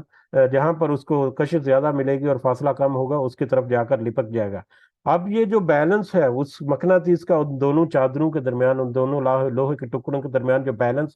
کریٹ کیا گیا ہے، ایگزیکٹلی اسی طرح کا بیلنس جو ہے یہ کائنات میں جتنے سورج چاند ستارے جو آپس میں ایک دوسرے کے گرد گھوم رہے ہیں اور وہ ایک مسلسل سفر میں کر رہے ہیں، ایسا ہی بیلنس ان کے درمیان اللہ تعالیٰ نے قائم رکھا ہے. اور اس بیلنس کے ساتھ نہ صرف وہ موجود ہیں، ہزاروں نہیں اور کروڑوں نہیں، اربوں سالوں سے وہ موجود ہے، اور اس بیلنس کے ساتھ وہ حرکت بھی کر رہے ہیں، ایک دوسرے کے گرد بھی چکر لگا رہے ہیں، اور پورے کا پورا جو ایک پورا پیکج ہے وہ ایک دوسرے پیکج کے گرد چکر لگا رہا ہے. اور اس طرح سے مطلب ہمارا سولر سسٹم اور گیلیکسی اور کلسٹرز اور سپر کلسٹرز اور ملکی وے اور پتہ نہیں کتنی کتنی تحقیقات میں ہمیں پتہ چلتا ہے. تو یہ پورے کا پورا نظام جو ہے آپ دیکھیں کہ کس طرح سے اللہ تعالیٰ نے بغیر ستونوں کے، بغیر کسی ایسی چیز کے، ایسی رسی کے، بغیر کسی ایسے پلر کے، بغیر کسی ایسے لوہے کے راڈ کے، یا بغیر کسی ایسے میڈیم کے جو ہمیں نظر آ سکتا ہے، اس کے بغیر اللہ تعالیٰ نے اس کو برقرار رکھا ہوا ہے. اور اس ایسا ایکوریٹ اور پریسائز اس میں بیلنس ہے، جیسا کہ ذکر ہوا پہلے بھی کہ اس میں ذرہ برابر بھی کہیں فرق آ جائے تو جس طرح سے میگنٹ جو ہے وہ ٹائم نہیں لگائے گا کہ اچانک سے چپٹ جائے ایک ایک لوہے کے پیس کی طرف، جو اس طرح سے خدا نہ خواستہ یہ اللہ تعالیٰ کی طرف سے طے شدہ وقت ہے، تو اس میں ذرا برابر بھی کہیں بگاڑ آ جائے تو یہ پورا نظام کائنات جو ہے وہ آنن فانن تباہ و برباد ہو جائے، اس قدر اس میں ایکوریسی ہے۔ لیکن اللہ تعالیٰ اس ایکوریسی کو برقرار رکھے ہوئے ہزاروں نہیں، لاکھوں نہیں، کروڑوں نہیں، اربوں سالوں سے، اللہ علم، اللہ جانتا ہے کہ کتنے ارب سال یا کتنا عرصہ بیت چکا اس کائنات کو بنے ہوئے، اس نظام کو اللہ تعالیٰ کس طرح سے وہ بیلنس طریقے سے چلا رہا ہے، اور پھر کتنا عرصہ اور چلے گی یہ بھی صرف اللہ تعالیٰ کے علم میں ہے۔ تو یہ صرف ایک سمجھنے کی کوشش ہے، ٹیکنیکلی بھی ہم نے دیکھیں کہ یہ آیت جو ہے پہلے کائنات یا پہلے کائنات کے بارے میں بہت ساری آیات گزری ہیں، لیکن اس میں ایک اضافی نقطہ یہاں پر تھا کہ آسمانوں کو بغیر ستونوں کے یا ایسے ستونوں کے بغیر اللہ تعالیٰ نے کھڑا کیا ہوا ہے جن کو تم دیکھ نہیں سکتے، یا ان میں درمیان ایسے غیر مرئی ستون ہے۔ یہ کون سے ستون ہے؟ آج کی ٹیکنالوجی اور آج کی جو انفارمیشن اور تحقیق اور ریسرچ جو ہے وہ ہمیں یہ بتاتی ہے اور ہمارے سامنے یہ ثابت کرتی ہے کہ ان کے درمیان کیا کیا ستون جو ہے وہ موجود ہیں، جو ان کے درمیان ایک طے شدہ فاصلہ جو ہے وہ برقرار رکھے ہوئے ہیں، اور اس فاصلے میں ذرہ برابر بھی اگر کمی بیشی ہو گئی تو یہ آنن فانن میں تباہ ہونے والی ساری کائنات ہے۔ جو یہ بہت ہی اللہ تعالیٰ کی ایک ایسی بڑی آیت، ایک ایسی بڑی نشانی یہاں پر ذکر کی گئی جو ہم کیلکولیٹ کر کے اس کو اچیو کیا جا سکتا ہے، پریکٹیکلی اس کو اچیو کرنا بہت مشکل کام ہو، بہت ہی مشکل ترین کاموں میں سے کام ہے، اور اچیو کر کے اس کو پھر قائم رکھنا یہ تو پھر ہمارے لیے ناممکنات میں سے ہے۔ تو اللہ تعالیٰ نے یہ پوری کائنات کو کس طرح سے بغیر ستونوں کے آسمانوں کو مطلب بلند کیا ہوا ہے، یا آسمانوں سے مراد ہم ستون کائنات لیتے ہیں کہ جب آسمان کی طرف ہم دیکھتے ہیں تو اس کے اندر ستارے سیارے اور ساری جو چیزیں ہمیں نظر آتی ہیں وہ سارے اسی آسمان کے چھت کے اندر ہمیں ملتے ہیں۔ تو یہ ساری چیزیں جو بغیر ستونوں کے یا بغیر ایسی غیر مرئی ستونوں کے ساتھ، بغیر ایسے ستونوں کے جن کو ہم دیکھ نہیں سکتے، یعنی غیر مرئی ستونوں کے ساتھ وہ کھڑے ہیں، ان کا درمیان فاصلہ ہے وہ ایک مقررہ فاصلے پر ہے اور ایک سفر طے کر رہے ہیں، اور اللہ تعالیٰ کی ایک بہت بڑی نشانی جو ہے اس کا ہمیں جھلک جو ہے اس میں ملتی ہے۔ سبحان اللہ، کہ ہم اس کا اندازہ بھی نہیں کر سکے۔ اور دیکھیں یہ تو ہم وہ چیزیں جو تحقیق کی ہوئی ہے ان سائنسدانوں میں جو یورپ اور مغرب اور یہ یہودی اور عیسائی وغیرہ ہیں، وہ لوگ جو ہیں وہ ان چیزوں کو تحقیق کر کے جب پڑھتے ہیں تو وہ بس فینومینا آف نیچر کہہ کے بس اس کو جھٹکا دیتے ہیں، وہ بھی اس توحید کو پہچاننے سے عاری ہوتے ہیں اور وہ اس کی طرف متوجہ نہیں ہوتے۔ بہرحال اللہ کی بہت بڑی نشانیوں میں سے ایک نشانی جو ہے اس کا ہمیں ذکر ملا اس آیت کے پہلے حصے میں، تو اس نے پیدا کیا آسمانوں کو ایسے ستونوں کے ساتھ جن کو تم دیکھ نہیں سکتے، وہ القیٰ فی الارض رواسیہ، اور اس نے گاڑ دیے زمین میں مضبوط پہاڑ، زمین میں پہاڑوں کو گاڑ دیا، ان تمیز بکم، کہ تاکہ وہ نہ ہلا دے تم کو، تاکہ وہ تم کو ہلا نہ دے، یعنی زمین کے اوپر پہاڑوں کو کس طرح سے بیلنس کر کے، زمین کو بیلنس کرنے کے لیے پہاڑوں کو کس طرح سے گاڑا ہوا ہے، یہ بھی کافی دفعہ ہم نے ذکر کیا کہ زمین جو ہے ایک 24 گھنٹے میں تقریباً 40,000 کلومیٹر سے زیادہ سفر کرتی ہے، ایک گھنٹے میں تقریباً 1,666 کلومیٹر سے زیادہ ایک گھنٹے میں زمین جو ہے وہ اپنے محور کے گرد سفر کرتی ہے، اور اتنی تیز سفر کرنے کے لیے اس زمین میں وہ گاڑی کے پہیے کی مثال کافی دفعہ دی ہے کہ اس میں ذرا سا بھی ان بیلنس ہو تو وہ جو ہے وہ وائبریشن اس میں آ جاتی ہے، تو اس میں اسی طرح سے یہ زمین کے ساتھ معاملہ ہے کہ پہاڑوں کو زمین کی جو ارتعاش یا زمین کی جو حرکت ہے اس کو بیلنس رکھنے کے لیے اس کے اوپر پہاڑ گاڑ دیے گئے تاکہ وہ سمودلی اپنے سفر کے اوپر رواں دوا رہے، اور تمہاری یا انسان کی زندگی وہاں پر پرسکون طریقے سے گزر سکے۔ یعنی آسمانوں کو یا کائنات کو اللہ تعالیٰ نے پیدا کیا، پھر زمین کو اس نے تمہارے لیے رہنے کے قابل بھی بنا دیا، اس کی طرف اشارہ ہے۔ ایک نقطہ صرف ذکر کیا کہ پہاڑوں کو گاڑ دیا تاکہ اس کو ہلا نہ دے، سمودلی وہ سفر کرے تاکہ تم اس کے اوپر سکون کے ساتھ اپنے روزمرہ کے معاملات جو وہ طے کر سکو۔ یعنی زمین کو تمہارے لیے اس نے مطلب رہنے بہنے کی جگہ بنایا، وہ بسا فیہا من کل دابہ، اور اس میں پھیلا دیا ہر قسم کے چوپائے، ہر قسم کے جانور اس میں پھیلا دیے. یہ دابہ جو ہے وہ چوپائے، ایسے چوپائے جن سے انسان جو ہے وہ کھانے پینے کا بھی کام آتے ہیں، اور مختلف طرح کے دوسرے کام جو ہے وہ بھی لیے جاتے ہیں، کھیتی باڑی کے اور ٹرانسپورٹیشن کے اور مختلف طرح کے. تو اس طرح سے اس نے زمین میں ایسے جانور بھی پھیلا دیے جن سے تم مختلف طرح کے کام بھی لیتے ہو. چوپائے جو ہیں، چوپائے دراصل 4 پاؤں والے جانور جو ہیں. وہ انزلنا من السماء ایمان، اور ہم نے نازل کیا آسمان سے پانی. زمین میں چوپائے جو ہیں اس کے بعد آسمان سے پانی جو ہے وہ نازل کیا. ایک واٹر سائیکل جو ہے پورا، اس کی طرف یہ اشارہ ہے کہ ایک پورا واٹر سائیکل نظام جو ہے اللہ تعالیٰ نے وہ قائم کیا، جس کے ذریعے سے پھر آسمان سے پانی بھی برسایا. فَأَنبَتْنَا فِيهَا مِن كُلِّ زَوْجٍ كَرِيمٍ، اور پھر ہم نے اگائے اس میں ہر قسم کے غلے عمدہ، ہر قسم کے عمدہ ترین غلے جو ہیں، یا اناج، یا یہ جو کھیتی جو ہے وہ ہر طرح کی وہ ہم نے اگائی. تو جب اس پانی سے جو آسمان سے بارش کی شکل میں برستی ہے، تو یہاں پر کلی زوجن، زوجن جو ہے یہ دراصل حقیقت جو ہے جوڑے کے لیے بھی استعمال ہوتا ہے. یہاں پر غلے کے لیے یا ایک جنس کے لیے یہاں پر ذکر کیا کہ مختلف طرح کی جنسیں جو ہے یا مختلف طرح کے اجناس جو ہے وہ اللہ تعالیٰ نے پیدا کیے. لیکن اس کا دوسرا معنی زوجن کریم یعنی جوڑوں کی شکل میں اگر دیکھا جائے تو آج سائنس ہمیں بتاتی ہے کہ پودے جو ہیں ان میں بھی میل فیمیل جو ہے، نر اور مادہ جوڑے ہوتے ہیں، جن کے ذریعے سے پھر وہ پولینیشن اور کراس پولینیشن کا عمل ہوتا ہے، اور وہ پھر پھول جو ہے وہ پھر آگے بڑھتے ہیں اور پھل پیدا ہوتا ہے. یہ سارا جس طرح سے انسان کا ریپروڈکٹیو سسٹم ہے دوسرے جانوروں کا ہے، اسی طرح سے پودوں میں بھی اسی طرح سے ہے. بہرحال اب یہ جو ہے اس آیت میں اللہ تعالیٰ نے ذکر کیا ہے وہ صرف مختصر انداز میں اشارہ ذکر کیا ہے، لیکن اس اشارے میں پوری کی پوری جو مطلب اس کے بیک گراؤنڈ میں جو پوری تفصیلات جو ہیں وہ جھلک آتی ہے کہ اللہ تعالیٰ نے آسمانوں کو یعنی کائنات کو پیدا کیا، پھر زمین کو تمہارے رہنے بہنے کے لیے بنا دیا، پھر اس میں جانور جو ہیں وہ پیدا کیے، چوپائے پیدا کیے جن سے تم مختلف طرح کے کام لیتے ہو اور اس کو کھانے کے بھی تمہارے کام آتے ہیں. اور پھر اس آسمان سے پھر پانی کا واٹر سائیکل جو ہے وہ بھی اللہ تعالیٰ نے بنایا. پھر اس واٹر سائیکل کے ذریعے سے اللہ تعالیٰ پانی بھی برساتا ہے، اور پانی جو ہے وہ بارش کی شکل میں بھی ہو سکتا ہے، اور پانی جو ہے وہ پہاڑوں کی شکل میں بھی ہو سکتا ہے کہ پہاڑوں کے اوپر جب برستا ہے اور وہاں پر وہ جمع ہو جاتا ہے، سٹور ہو جاتا ہے، یا برف کی شکل میں، اور پھر وہ بہہ کر جب زمین کے اوپر پھیلتا ہے تو وہ بھی کھیتی باڑی کے لیے کام آتا ہے. تو یہ دونوں طرح سے ہوتا ہے کہ آسمان سے پانی برسا کر اس کے ذریعے سے پھر اللہ تعالیٰ نے مختلف جنس سے ہر طرح کی جنس اجناس جو ہے، پھل پھول پودے، مطلب فصلیں جو ہے وہ سارے جو ہے اللہ تعالیٰ نے پیدا کیے. کہ یہ دیکھو ذرا یہ کس طرح سے. اب اس کے بعد آگے جو سمجھنے کی بات ہے وہ ہے ھذا خلق اللہ، یہ اللہ کی مخلوق ہے. اللہ کی مخلوق تو یہ ہے، یہ اللہ کی مخلوق ہے جس کا ابھی ہم نے ذکر کیا اوپر اس آیت کریمہ میں. ھذا خلق اللہ، یہ اللہ کی مخلوق ہے یا اللہ کی تخلیق ہے. فارونی، اب ان کے ساتھ جو چیلنج ہے وہ یہ ہے فارونی، تو تم سب دکھاؤ مجھے ماذا خلق الذین من دونہ، کیا پیدا کیا ان معبودوں نے جو اس کے سوا ہیں. یہ مشرک یا یہ لوگ جو ہیں، یہ مشرکین مکہ جو ہیں، وہ تو بہت سارے لوگوں کو اللہ کا شریک ٹھہراتے ہیں، بہت ساری چیزوں کو اللہ کا شریک ٹھہراتے ہیں. تو اللہ کی مخلوق تو یہ ہے، ذرا اپنے جو معبود ہیں جن کو تم اللہ کے سوا دوسرے پکارتے ہو، ذرا ان سے مجھے ثابت کر کے بتاؤ کہ انہوں نے کیا پیدا کیا، انہوں نے کیا تخلیق کیا. اللہ کی تخلیق تو یہ.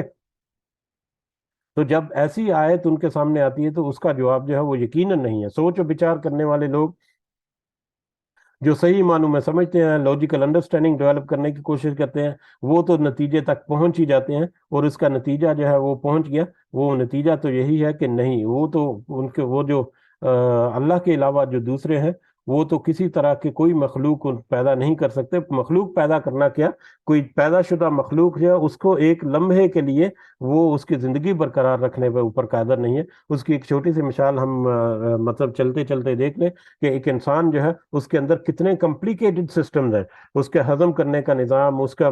سانس لینے کا نظام، اس کا دل کا نظام، اس کے گردے جو ہیں، پھپھڑے جو ہیں، ہر چیز جو ہے وہ ایک انسان کی، ایک صحت مند انسان کی کس طرح سے پرفیکٹلی کام کر رہی ہے. اس کے اندر بہت سارے فنکشن جو ہے وہ کام کر رہے ہیں. اب یہ انسان کا جسم بنانا جو ہے وہ تو ناممکن ہے، کوئی سوچ بھی نہیں سکتا کہ وہ جسم بنا دے. لیکن جب اس جسم سے روح چلی جاتی ہے تو وہ پورا جسم اور پورے جو اس میں فنکشن کرنے والے اجزاء جو ہیں، یا پوری باڈی کے جو اس کے جو مشینری جو ہے پوری، وہ تو پوری کی پوری موجود ہے. تو اب ہے کوئی کہ اس میں سے کوئی پوری مشینری کو چھوڑ کر اس کے کسی ایک حصے کو ایک لمحے کے برابر بھی اس کو چلا کر دکھا دے؟ یہ ناممکن ہے. تو یہ تو اللہ تعالیٰ کی مخلوق ہے کہ کوئی اور معبود ہے جو اس میں سے کسی کو پیدا کر سکے. پیدا کرنے کی بات تو دور کی بات، اس کو اس کی پیدا کردہ کسی چیز کے سے جب وہ زندگی لے جائے تو اس کو ایک لمحے کے لیے چلا بھی دے، یہ بھی اس کے لیے ناممکن ہے. تو لیکن جو نہیں مانتے تو پھر یہی لوگ جو ظالم ہیں ان کے بارے میں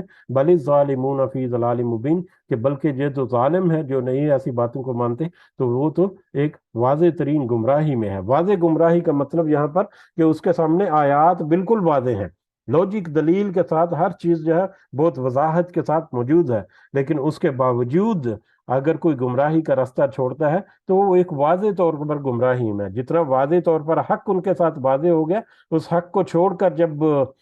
جائیں گے تو وہ حق جو ہے، حق کو واضح کرنے کے ساتھ ساتھ وہ گمراہی کو بھی آٹومیٹیکلی واضح کر دیتا ہے کہ دیکھو یہ حق ہے، اگر اس کو چھوڑو گے تو تمہارے سامنے واضح راستہ جو ہے وہ گمراہی کی طرف ہی جاتا ہے. تو وہ واضح گمراہی کی طرف ایسے ظالم لوگ جو ہیں وہ بھٹک جاتے ہیں، اور کبھی کبھی ایسے بھٹکتے ہیں کہ وہ واپس نہیں پلٹتے، اور پھر ان کا انجام آخر کار کیا ہوتا ہے وہ قیامت کے دن ہوگا. اللہ تعالیٰ سے دعا ہے کہ آج ہم نے جو سمجھنے کی کوشش کی اس کی صحیح نصیحت ہمارے دلوں میں اتارے، ہمارے کہنے سننے میں سمجھنے میں اگر کوئی کمی بیشی ہے تو اللہ تعالیٰ میں معاف فرمائے، اور اس کے بدلے میں بھی ہماری کوشش اور ہماری نیت کے مطابق ہمیں صحیح سمجھ ہمیں عطا کر کے اس کے اوپر ہمیں عمل کرنے کی توفیق عطا فرمائے. آمین یا رب العالمین. وما علینا الا البلاغ المبین. جی اگر کوئی اضافہ کرنا چاہ رہے ہیں تو کر سکتے ہیں. جزاکم اللہ خیرا کثیرا.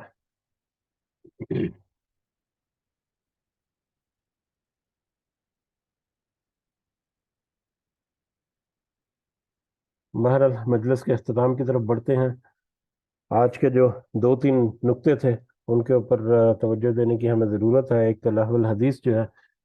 وہ ایک انتہائی اہم نقطہ ہے جو آج کے نیا ہے، جو ہم نے آج کی آیات میں دیکھا. اور اس کے علاوہ غیر مرئی ستون جو ہے وہ ٹیکنیکلی بھی آج ہمارے سامنے ہے. اس سے ہم سے پہلے کے انسان جو ہے ان کے لیے تو یقین کرنا مشکل ہو یہ غالباً، لیکن آج ہمارے لیے پروف کے ساتھ یہ آج جو ہے وہ سچ ثابت ہوتی نظر آتی ہے ہمیں کہ کس طرح سے ہم ایسے ستونوں کے ساتھ، ایسی قوتوں کے ساتھ پورے جو کائنات کے جو اجسام ہے وہ آپس میں ایک دوسرے کے ساتھ جڑے ہوئے ہیں، ایسے ستونوں کے ذریعے سے جڑے ہوئے ہیں جن کو ہم دیکھ نہیں سکتے. تو اللہ تعالیٰ سے دعا ہے کہ اللہ تعالیٰ ہماری بصیرت میں اضافہ کرے، ہمارے علم میں اضافہ کرے، اور ہمارے علم کو نفع بخش بھی بنائے. اللہ تعالیٰ ہمیں ہمارے والدین کو خاص صحت سے بھرپور زندگی عطا فرمائے. ہمارے جتنے والدین جتنے ہمارے ظاہری اور باطنی مسائل ہیں کاروبار کے اور دیگر معاملات میں، اللہ تعالیٰ ہماری رحمت اور ہماری رہنمائی فرمائے، ہمارے لیے پھر خاص آسانی اللہ تعالیٰ عطا فرمائے. رب ارحمہما کما ربیانی صغیرا، رب ارحمہما کما ربیانی صغیرا، رب ارحمہما کما ربیانی صغیرا. ربنا آتنا فی الدنیا حسنہ وفی الآخرۃ حسنہ وقنا عذاب النار. ربنا ظلمنا انفسنا وان لم تغفر لنا وترحمنا لنكونن من الخاسرین. ربنا تقبل منا انك انت السميع العليم وتب علينا انك انت التواب الرحيم. سبحان ربك رب العزة عما يصفون وسلام على المرسلين والحمد لله رب العالمين. سبحانك اللهم وبحمدك اشهد ان لا اله الا انت استغفرك واتوب اليك. جزاكم الله خيرا كثيرا. السلام علیکم ورحمۃ اللہ وبرکاتہ.